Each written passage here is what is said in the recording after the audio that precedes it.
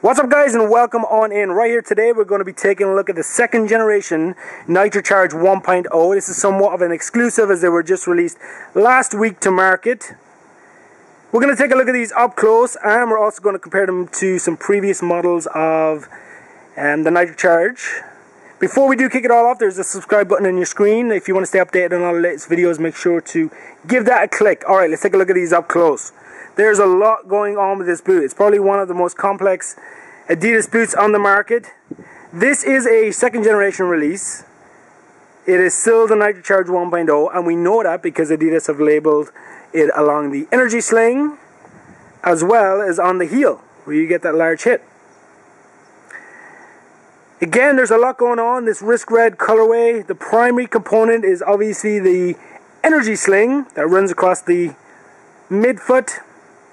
It is a rubber component. It's there for lateral movement and energy retention as you move. These boots again are designed for the engine room or the player in the middle of the pitch. The energy sling itself is larger on this boot than it was on the original version. It runs straight across the middle horizontally, cuts down, and inside and underneath here there is no rubber paneling. So there's nothing underneath. It's just the design that matches the energy slings where it sits on the boot. Comes back up around and it runs to the sole plate again. Up close, I'll give you a look at that element of the boot. And again, it has some texture in it. The blue and the white is both rubber components.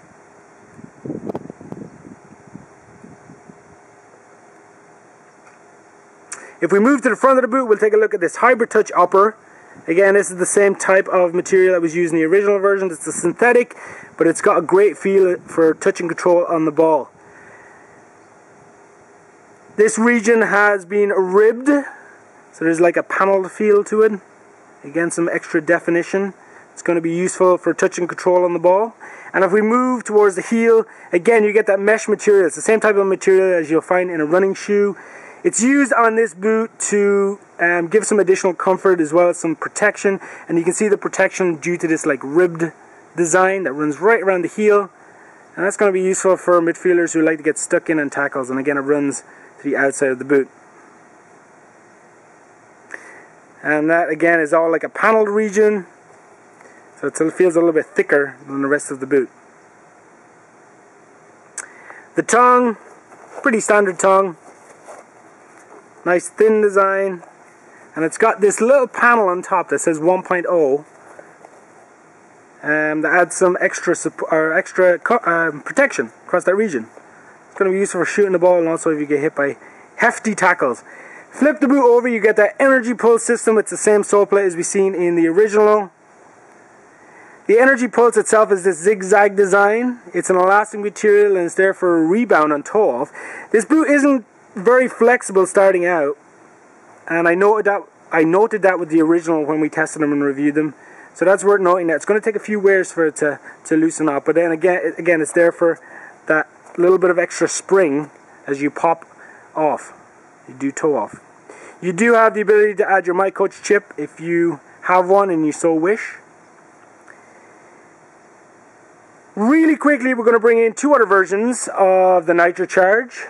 We've got the Samba version and the Battle Pack version right here. I'm going to move one of these to the side so we can see them right side by side.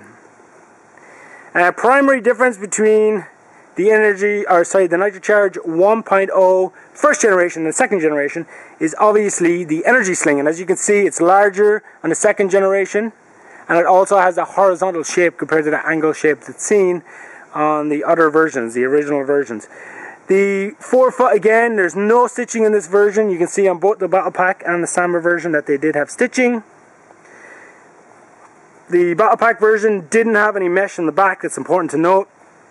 In terms of that mesh, it's been slightly changed up. You get a little bit more protection in the second generation to the original, but it still has the same purpose and same functionality on both versions of the boot. So there you have it, guys. This has been the Adidas Nitrocharge 1.0 second generation release. Before you leave, definitely appreciate it if you subscribe. Give us a thumbs up if you so wish, and leave a comment down below. Let us know what you think of this second generation boot. If you appreciate the changes that Adidas have made, and if you would be willing to test out a pair. I'm going to be checking out your comments, and I'll get involved in the conversation also. Until next time, guys, thanks for watching.